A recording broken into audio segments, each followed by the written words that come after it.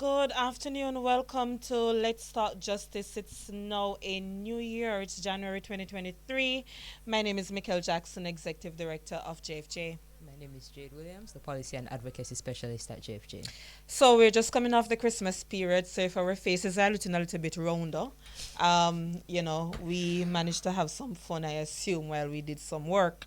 We're running a little bit behind, but what we're going to be doing for today is just do a conversation around some of the main things or major human rights issues that faced us in the country in 2022 and having a discussion with Miss Danielle Archer, who's the director at the National Integrity Action, as well as Professor Rosalie Hamilton, who is a founding director at the Institute of Law and Economics, and she's a member of the Advocates Network as well.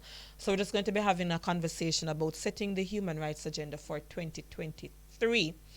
Now, before we get into that conversation, we are just going to be doing our usual roundup, Jade, in terms of the main human rights issues of the week, as well as you will go through the rights of the week and that sort of thing coming out. Now, just a little bit of update, and let me start with what we would call the low-hanging fruit of the human rights issues that are coming up. Just to point out that Minister Floyd Green will be making a statement to Parliament today that will focus on the NIDS regulations, and that is something that JFJ has been calling for some while now. For those who are listening in, the regulations would be giving some operational teeth, framework, if you will, in terms of how the NIDS law will be governed. So we'll be paying close attention to what Minister Floyd Green says today. Absolutely. All right. The major issue as well that arose this week is a conversation or issue that came up 2 years ago, and that surrounds the Child Protection and Family Services Agency, CPFSA. Now, Nationwide News Network broke a story 2 years ago, and a follow-up report was tabled or will be tabled in Parliament today by the Office of the Children's Advocate. So 2 years ago, there was a conversation around Mr. Carl Robansky, who provides some funding support to one of the transitional facilities that are governed by the CPFSA, that is called the Father's House. Now, this is a transitional facility that ensures that, I think we may have to take a break. We're having some technical difficulties, and I'm hearing some feedback. So to the producers, let's take a break. Okay, it's now gone. So one of the conversations that arose in 2021, and the matter started from allegations that Mr. Robansky, he had some infractions against him in the United States that suggested that he had inappropriate conversations and dialogue with a minor of a sexual nature. Indeed. He was apparently relieved from his duties in the United States, and he came to Jamaica apparently and provided some funding support to this transitional facility that is governed by the CPFSA.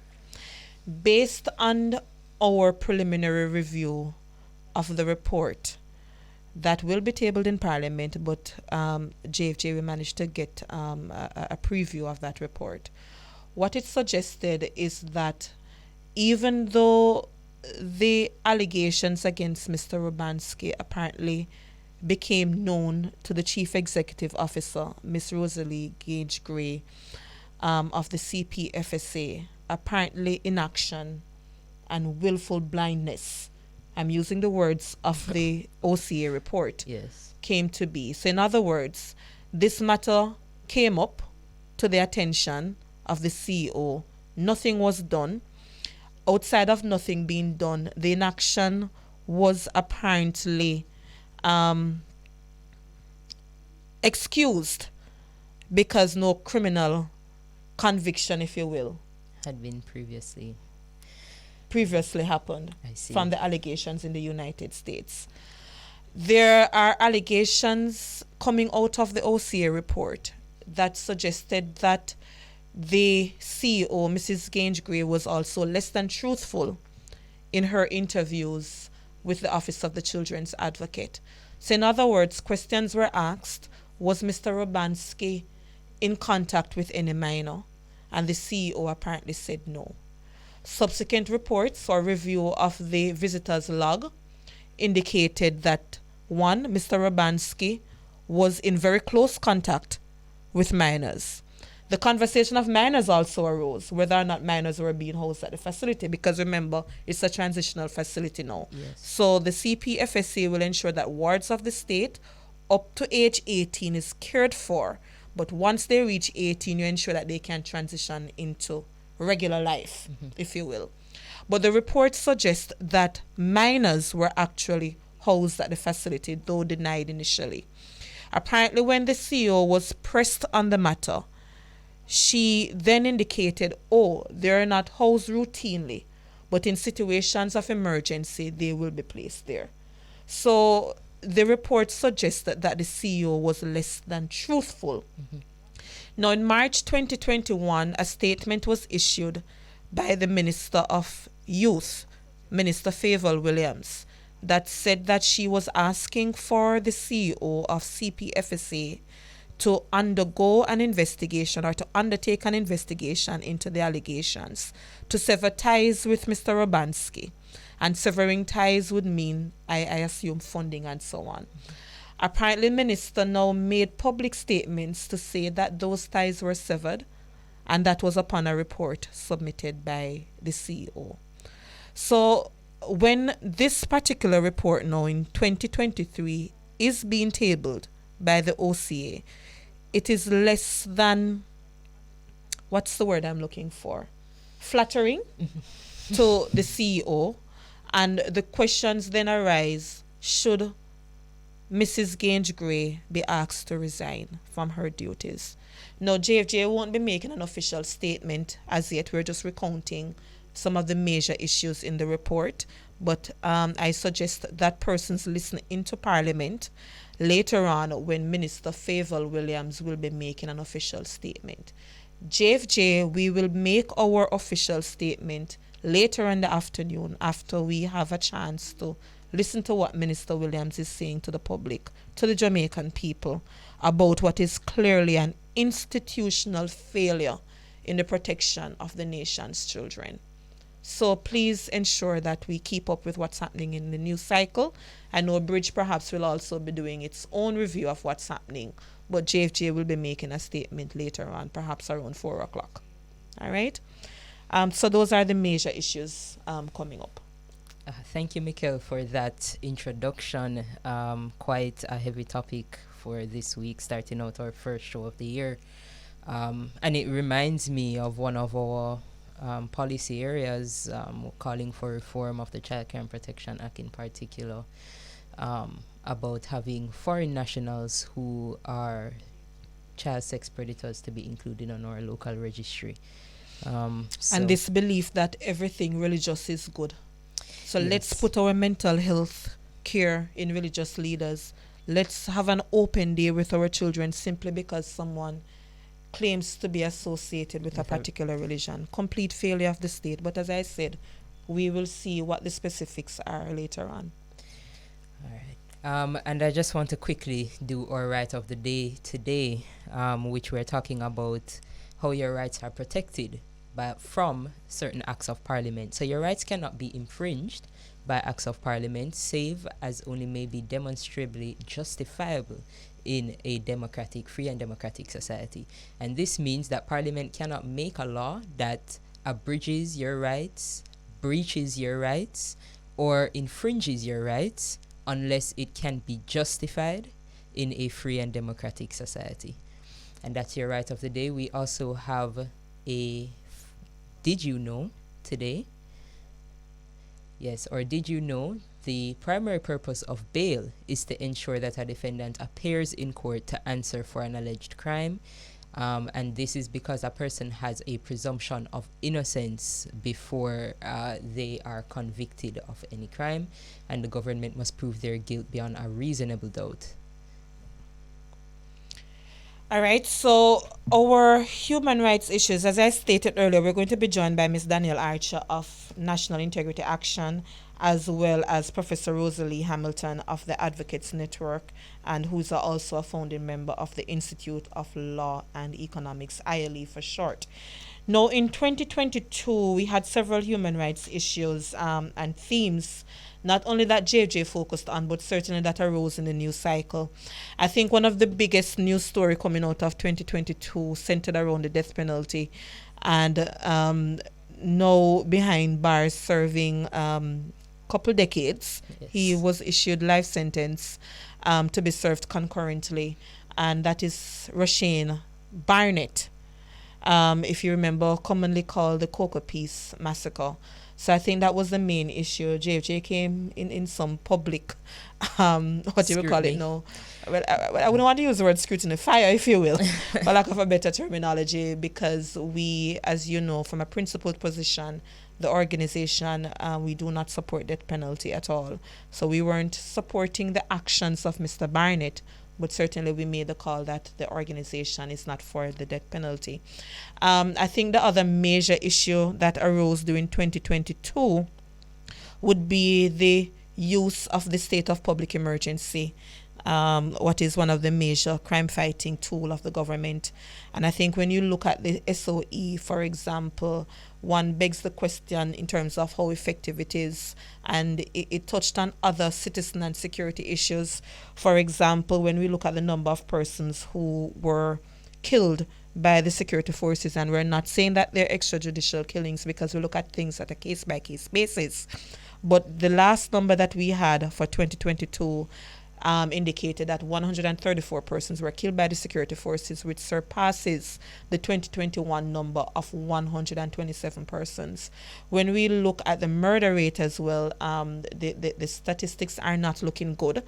The murder rate ending 2022 stood at 1,498 persons being killed, which is an increase compared to the previous year, which I believe from memory is 1,474 persons. So those were the major things, I think. What else you have, Jade?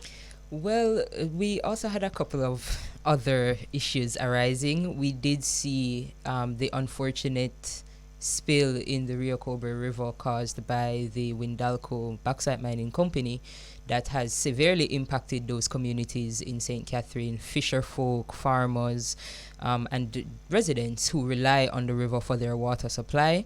And we would have realized through this spill that there is serious gaps in our environmental legislative framework that need to be addressed, where the compensation available for these persons is woefully inadequate. We would have also seen several pieces of legislation being reviewed over the course of the year, including the Cyber Crimes Act. We saw the Integrity Commission Act, Protected Disclosure, the Firearms Act, the Bail Act, the last four of which JFJ did submit submissions on. And we also saw that the administration has given his indication as to some of its legislative focus areas for this coming year, including the Domestic Violence Act and the Child Care and Protection Act. And as of course, as we know, the emergency, well, not the emergency, the crime plan, the crime bill that is being promised to be tabled in the first quarter of this year. To clarify, not crime bill, the Enhanced Security Measures Act, Act Security Measures Act. specifically. Yes. And also to add to the legislation conversation, the Integrity Commission Act, we don't have a report coming out of Parliament as yet. NIA will be with us, so that's one of the conversations we want to have with them. JFJ will also be making a presentation on the Protected Disclosure, commonly the Whistleblower Act, in what, January? Yes, the 25th. The 25th, Yes. Great. So we await the reports on these pieces of legislation in terms of what the Joint Select Committee will accept.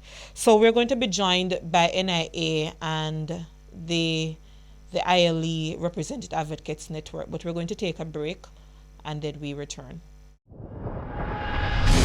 Welcome back to Let's Talk Justice. We're discussing the main human rights issues that arose in 2022 and what we would be calling setting the human rights agenda for 2023. Now, Jade and I, towards the end of the program, we will share some of the main issues that we want JFJ to be focusing on. But for right now, we're joined by Professor Rosalie Hamilton of the Advocates Network, as well as Miss Danielle Archer of the National Integrity Action. Welcome, ladies. Good morning. Good afternoon, really. Yeah, good afternoon. Thank you so much for having us. Thank you so much. I'm joined Happy New Year to you and your listeners. Thank you. I'm joined by Jade Williams, and we're still in the early part of January, so season's greetings, or it's just Happy New Year? It's Happy New Year, so the Christmas countdown has ended, and we have restarted it. Very well.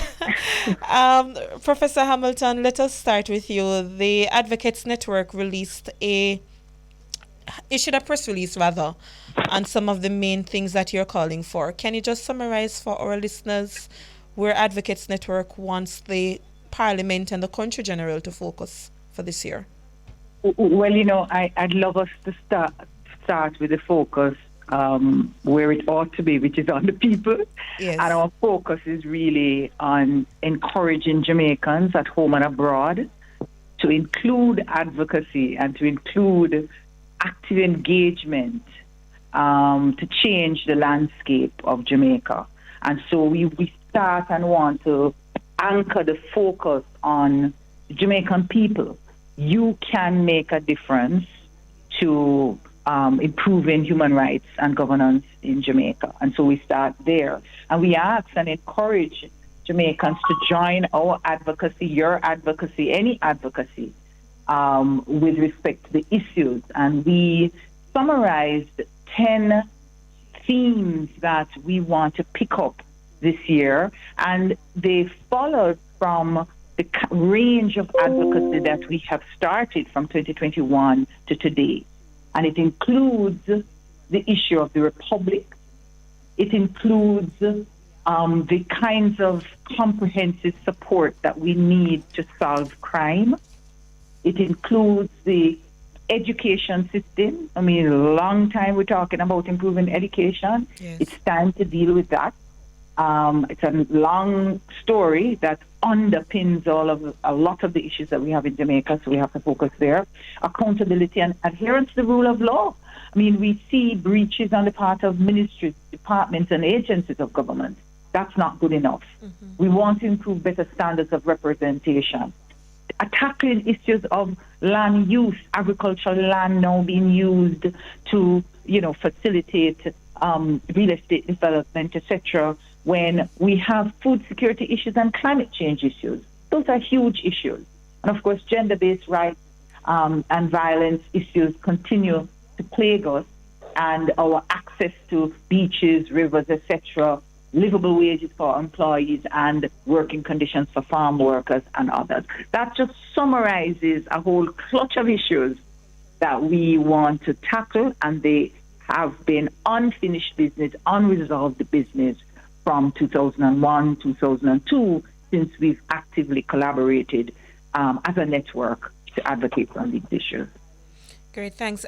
Ms. Archer, I know the principal director, Professor Trevor Monroe, he did what I would call a well-written article, as expected, in the paper recently, summarizing some of the main human rights issues that he hopes NIA will focus on. From where you sit, what are some of those things that you think we ought to be focusing on and tackling for 2023? We don't need to reinvent the wheel. You did indicate that Prof. Monroe's article, Upholding Justice and Advancing Civic Action in 2023, is a good place to start. A good place to start because one of the things NIA wants to do is to revitalize, to re-energize civic action in 2023. We know it has a lot of power. We understand that people are eager to participate, and we want to encourage that as the main prong of action for 2023. We've seen it work in 2022, particularly when you're talking about the festival song and saying, no, we don't have one, and then people started to talk about, yes, we could get more. You see civic action rising, people talking and saying, let's get this done. So for NIA and where we stand, we're always advancing the image, expectation, and the ideal of integrity. So where we are, we want to focus on that. We want to have more civic engagement in encouraging integrity in our governance. We want to ask, perhaps even louder if we can, getting more people to ask for having the code of conduct signed by a parliamentarian so that they too have some guideline that we can have as an expectation for them to do. We spoke about the gag clause when I was with you last. Certainly we're going to be agitating on that because that advances governance. You know, in the context of asking for, encouraging and imploring people to get involved in advocacy, to find a civic action, stick to it and call out the government, call out our leaders, whether it's in private sector or in the public sector, call out people for the things that they're doing wrong so that we can grow as Jamaica and as Jamaicans. Because last year, we have the statistic that reflects that 80% of Jamaicans think that the government is corrupt. Yes. The same 80% think that we live in a corrupt country. We have to have that mindset now that say, me is not just 120 up to 20%. Let's flip it. Let's change it. Let's start demanding more integrity in the actions that we have as citizens. And that's where NIA wants to put a foothold. We have a launch tomorrow, which we're looking forward to, about citizen security and partnership, trying to grow involvement. So we're stepping the new year in the right direction by harnessing partnerships to encourage citizen security. We want to do much more of that, and we want to see people. And this is where we are at one with Professor Hamilton. We want to have the attention focused on the people and get them back to the point where they are integral, they understand their importance in the whole system of governance. Thank you so much. We're going to take a break and then Jade will pick up when we return. Please stay with us. Welcome back to Let's Talk Justice. We are discussing our advocacy issues for 2022 as well as setting our human rights agenda for 2023. We are joined by Daniel Archer of NIA and Professor Rosalie Hamilton of Advocates Network. And I heard before the break, both of you talking, I think one point that stuck between both of you was civic participation. And I wonder if any of you have any thoughts on what the challenges are to civic participation right now. I know some that we would have identified, for example, political affiliation can affect civic participation. Just knowledge about your responsibility and your power in governance situations can also affect that participation. But what, if anything else, do you think affects that? And what can we do to address those issues into 2023? I pose that to either of you. Professor Hamilton, you can go first. Okay. I would say that a big part of this is really understanding that role and the power that we have. And a good place to remind Jamaicans is what happened just last year with respect to the festival song, right? And, we made a lot of noise and before you have it. And to remind people that back in 2014, we had that issue of the bank tax, and we heard the voice of Jamaicans people speaking up and the tax change. So we need, of course, a more structured way in which we can include the voice of Jamaicans in decision making as a matter of course. So we ought not to be, burning tire and blocking road and that kind of thing in order to for our representatives to hear us. And so that gets into the more important conversations about what needs to be done. But I think understanding of the power of our voice, understanding the extent to which when we use our voice, it does and it can matter. And how, when we don't, it negatively impacts us in many ways. An example I like to use is what happened with respect to the Nutrition Products Limited.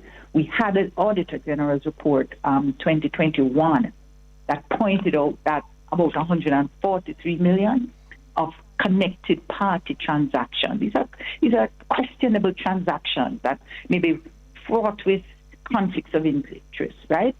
And that importantly, students that were fed reduced from about 156,000 students that we were able to feed in 2015, 2016. So about 18 I think 18,000 students in 2019, 2020. So we're able to feed less students.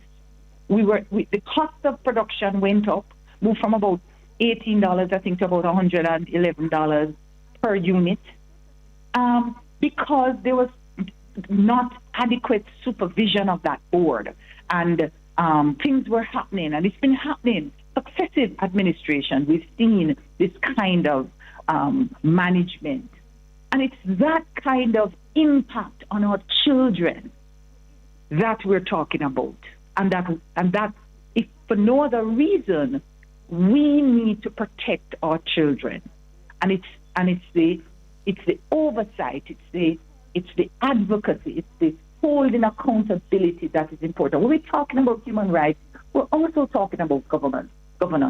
We're talking about, they are mutually reinforcing. We need good governance to ensure and to guarantee human rights. And so I think if we understand that better and understand that these are bread and butter issues, these impact the lives of people. You talked about the Roshane Clark case. That's about a man who had been working as a taxi driver, trying to earn income for his family. And now when you take him away, lock him up for months, whatever the facts are of that case, those children in that family are directly impacted. Yes. So I think part of our engagement with the public is to say, this is not just great sounding ideas and principles. It impacts lives.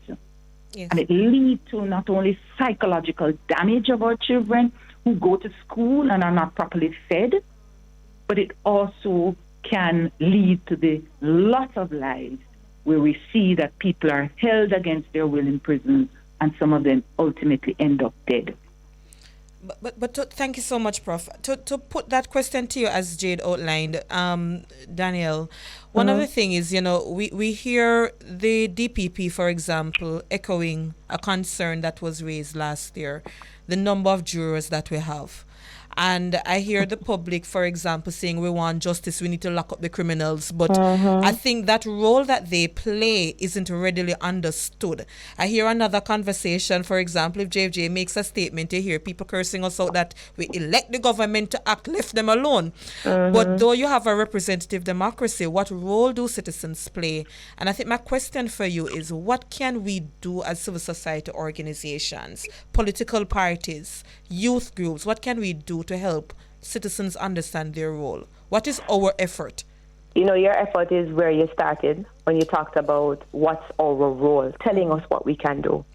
I think we've gone from that point where we started at the point where we think everything starts and ends with our political parties. At the government, we elect at the government to do it. Excuse me for parlance. We don't recognize that it is our vote that elects them, and our vote has value. It's currency. So we can't sell it, we shouldn't buy it, we should take an interest in our vote. I think civil society needs to encourage people to participate. And when I say civil society, it doesn't mean joining Advocates Network or NIA, no. We have neighborhood watches that can come on stream and start looking out for the community. We have the little groups, the community groups. We have many, when I was growing up, we have the community centers where you would have certain kind of social activity. You play ball, football, basketball, something to let the community come together. This is how you have participation and action, by bringing it back to the people. Many people don't come to the launches and the talks that we're having at Pegasus.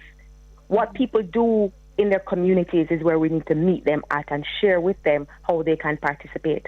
If I can hearken to our anthem, it says, stand up for justice, brotherhood, and peace. This is what our call as citizens is. That's what it's calling us to do, to stand up. So we're talking about participating. It means calling Crime Stop, telling Crime Stop what you know. It's trusting an attorney. It is trusting somebody to share the information so that we can clean up the communities, one community at a time. It is letting people know that government can't get the information if we don't give them. And guess what? If we don't trust the government, we get out the government that we don't trust and put in individuals that we trust, because that is the value of our vote. So what civil societies can do, meet the people where they are. Go into the communities in 2023, meet them where they are, encourage them and empower them to talk and let them understand that they own the communities, and by extension, we own Jamaica. So everything that we're talking about on your show this morning, on all the shows to come for 2023, when we talk about juries, you have a responsibility. That's your civic call. Not many people will have the opportunity to serve as a juror. Get up and serve. I hear call that you can go hear what the criminal say, and hear what the judge say, hear what the lawyer say, and make a decision. What else can you do? Find out your representatives, call them out. Don't be afraid to stand up. And you asked the question, Jade, which I made a note of. What more can we do, or what prevents them from participating? Fear. Fear. Many of us fear being the only person standing up. And if we don't fear the only person standing up, we fear the other person tearing us down. Yes. And it's an appropriate time to say, get over your fear. You are not the only person standing up for what is right. And you're not going to be, even if you're crucified for it, there are other people standing beside you for it. So we need to counter the spirit of fear and get people to understand that a one Jamaica we have. No matter what civil society group you belong to, yes, JFJ will call them out because they have a right to. They have a right to call you out. You may disagree, but JFJ can call them out. Let us have that discussion. And it's also part of calling them out so that we can engineer situations where we can resolve our disputes in an amicable fashion. So we practice it, we call them out, we practice it, we call them out, and we try to get people to understand that Jamaica does not belong to a few. Civic associations are doing their best in their particular areas of interest, but we all have a part to play as citizens by taking whatever chance we can to improve our communities and our country. And you find something and clean up the area. You have people who are doing fantastic jobs in an environmental way. They're utilizing the recyclables. Let's do something that's cause for us to stand up and make the place a much better place. That's what it requires. All right, thank you so much. We have to end the interview now. Thanks for your time. But before we go, I just want to give each of you, Jade, an opportunity to say, if you're to make one call and contribute to the upcoming throne speech, starting with you, Prof, what would be your one call to the government as they do their throne speech to open Parliament later on? Professor? Yes, sorry. Tell us immediately when we will start the process of becoming a republic. When will the voice of Jamaicans be heard in that constitutional committee that is to be set up? What are the terms of reference, deadlines with respect to that committee? And when will we begin to engage a public education program that explains the process and clarifies the role of Jamaicans in shaping a constitution that finally belongs to us? Thank you so much. Ms. Archer? You know, you just set me on fire a while ago when you asked that question, because you know what my answer is going to be, and it would be remiss of me not to say it, because Prof. Monroe would have my head sign the code of conduct. Can you imagine what that would be like if when they announce the beginning that they say we have all signed this code of conduct? Because what does that mean? It means that every political person, every politician is on record now that says these are the standards to which we are going to hold ourselves for 2023. Remarkable. Just imagine that. That's all I want. Christmas has gone. We're counting down to Christmas of 2023, but we're still taking late Christmas presents, and I don't think the society would mind getting a code of conduct signed by politicians who we, for years, have demonized and thought that they're the worst set in terms of a profession. Yes. Let's get it right for 2023 and set a standard. Thank you. That's what I think we can do. And I think we have to acknowledge that the leader of the opposition had, in fact, he signed and made some recommendations. Yes. Yeah. All right. Thank you so much, Professor Hamilton, Daniel Archer, for joining us. And we'll Pleasure talk was soon. certainly ours. Keep safe. Have a good one. All the best. Bye-bye. We'll take the break and then we return. Welcome back to Let's Talk Justice. Our topic today has been setting the human rights agenda for 2023. And with that in vain, I think we want to talk a little bit about what JFJ will be focusing on for 2023. Or our wish list. Yeah, So you or can wish start list. out, yeah. Yeah, so I'll start out with my favorite areas. I'll leave yours for you, and I think you can pick it up just from what I say. So I'll start out first of all with NIDS, which is poignant. It's coming up today. This is your favorite area? I said my favorite areas. Can you allow me? So NIDS. Okay. Mikkel knows that I have a long history with my analysis of NIDS. So it's one of the areas that I've been looking forward to seeing some sort of progress in. So I'm happy to hear that something will be said today in Parliament. So I'll be looking out for that. We'll also continue our work in gender-based violence, or work in child rights. In gender-based violence, of course, we want to see some legislative and policy changes. We want to see the Domestic Violence Act being reviewed and amended. It was reviewed a couple years ago with some recommendations, and those were not implemented. So let's see what can happen for this year on this legislative agenda. I'd also want to talk about our National Human Rights Institute. We haven't heard much about it. I was at an event late last year where representatives from the Legal and Constitutional Affairs Ministry would have indicated that this year we should be hearing something concrete about the NHRI. So we'll continue to make our inquiries and also listen out for any important developments in that area. And I will end my part of it on the child rights. We have been calling for some amendments to the Child Care and Protection Act, and considering the report that should be tabled shortly in Parliament, we can see where that area of advocacy will become poignant for this first quarter of the year. So I'll leave citizen security to you. I don't know why you think those aren't my favorite areas, actually.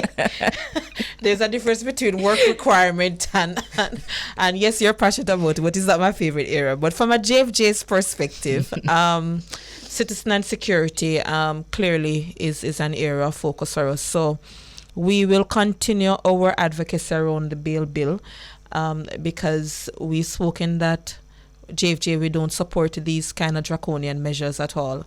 And I think the government needs to wheel and come again. Quite frankly, the government needs to leave the Bail Act alone. Absolutely. But let me behave myself this week. It's the first week back at work.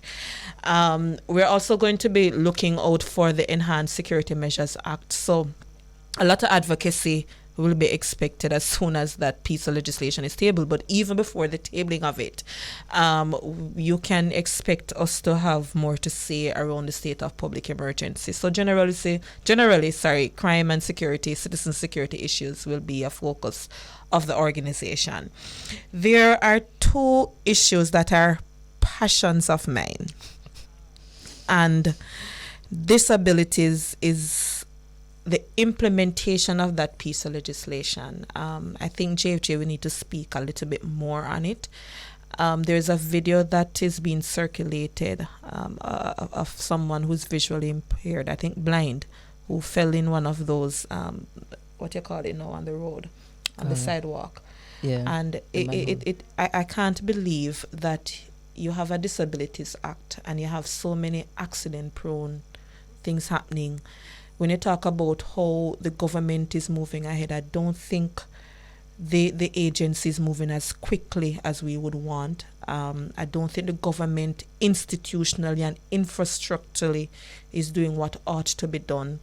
So I think the Disabilities Act is something that JFJ needs to focus a little bit more around. My ultimate passion is around constitutional reform. So I was waiting. I and I must use this opportunity quickly to laud Jamaica Accountability Meter Portal, Jeanette Calder. She has some really good set of sessions going on. She has one coming up this Thursday, I believe. Please tune in for those who are listening in. Yes, we're in a strong competition and we're partners. So we celebrate and advertise where we can. So JAMP will be having a session this week on recall and impeachment. So you heard the conversations earlier. You're voting government, but you should be able to vote them out. And there are a couple I think we need to hold to greater levels of account, quite frankly. So when you talk about constitutional reform, how to get rid of parliamentarians or whomever, how to hold them accountable as citizens, we want petitions to be legally binding things now, not the 15,000 and the office of the Prime Minister may look at it. But when I issue my petitions and get my signatures on something, what legal obligation should the government have to ensure that they review whatever I engender interest around? So those are some key issues, electoral reforms and so on. Nobody not calling election when they feel no wind blowing. You should have fixed election date, fixed term. The things around, the job descriptions for our ministers and so on, those things are critical. So those things are what I'm passionate about, and it does coincide nicely with human rights work. So I hope to see a little bit more of that for 2023. So JFJ will definitely be talking more on constitutional reform later on in the year. Yes. All right. Well, I think the only other thing I'd like to highlight about our plans for 2023 is our Justice Tour. It has several components, but one of the things I want to highlight are our community interventions. We heard Daniel and Professor Hamilton speak extensively about how much we need to go back to that ground level work with community members, and I just want our listeners to know that that is our intention for the year. We have several interventions upcoming, and we'll be sure to let the public know on our social media pages, so please follow us at JA for Justice on Instagram, on Twitter, where we would be making those announcements about those interventions. Yeah, and these things are critical because when you look at it, one of the challenges I have with civil society organizations generally, we tend to think that advocacy is talking directly to parliamentarians only. And sometimes we misunderstand the levels of understanding of parliamentarians, and we tend to approach advocacy from this adversarial. Sometimes you have to refer people, don't get me wrong, and I'm queen of that when necessary. But I think sometimes we have to understand that people genuinely don't understand the issues, and that's fine. The impetus is for them to seek that understanding as well, and not think that we're coming from an adversarial approach when we're not. So I think that kind of meeting people in the middle from both parliamentarians, decision makers, and civil society is important. And we talk too much up in our ear, and if you start talk where people can't understand, and I'm not talking condescending behavior and language where things that people understand English, that's not what I'm saying. But sometimes we need to be able to translate the information in a way where people get a sense of how they fit in, how they understand the issues, and so on. You go back to this Office of the Children's Advocate report. One of the institutional failure is that people were too fearful. People don't understand whistleblower clearly because the whistle shouldn't blow a long time on what was happening in that particular situation. So I think we need to do a little bit more from our side at JFJ and other civil society with public education. We're doing it. That's why we have the radio program. But we need to go down on the ground a little bit more. Broke it down. Yes. Yes, I'm aware of your catchphrase, too much high-level dialogue. That's not how I speak, actually. It's only too highfalutin and technical and legal. I don't know if you broke it down where people can't understand. You see the very point I'm making. You hear you talking now? No, that's not what I'm saying. I'm saying that JFJ and other civil society organization, we need to be able to speak in a way that the Jamaican people not understand only in terms of hearing the words, but comprehend and see their role in actioning the issues. So when we are talking about SOE, we need to be able, constitutional rights and so on, absolutely important. But we need to say the police, the soldier them, then if you go home to their yard, we need to take the police out of the courthouse them, then can litigate for salary. Those things we need to be able to speak in a way that Jamaican people can get a sense of where we're coming from, why we're doing this, and the broader implications it has for crime fighting, for example. Yeah. So that's my wish list for 2023. Broke it down for justice for all. Yes. Wow. With that impassioned plea, I'm going to close out the show. Thank you so much for joining us. This has been Let's Start Justice. We will be back again next week. The hiatus is over. 1 p.m. next week, Tuesday. Yes. Yes, so shall forget the days. I'm Michael Jackson, Executive Jade Director. Williams. Thank you again for joining us. Have a good week.